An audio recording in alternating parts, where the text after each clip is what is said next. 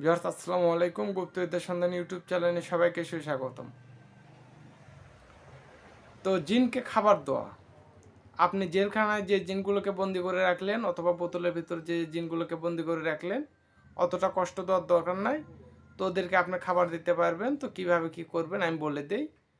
তো ইয়া হাইয়ু ইয়া কাইয়ুম, ইয়া আল্লাহ তোমার কাছে ভিক্ষা চাই মাবুদ, তোমার এই ইসমে আযমের বরকতে বোতলের ভিতর যে জিনগুলো বন্দি আছে ওদেরকে খাবার দেওয়ার ব্যবস্থা করে দাও, এবং জেলখানায় যে জিনগুলো আছে ওদেরকে খাবার দেওয়ার ব্যবস্থা করে দাও। তো পাক পবিত্র হয়ে আল্লাহর কাছে দুহাত তুলে আল্লাহর কাছে ভিক্ষা চাইবেন, দোয়া করবেন। আল্লাহর রহমতে বোতলের ভিতর খাবার চলে যাবে এবং আপনার ওই জেলখানায় খাবার চলে যাবে অটোমেটিক আল্লাহর তরফ থেকে।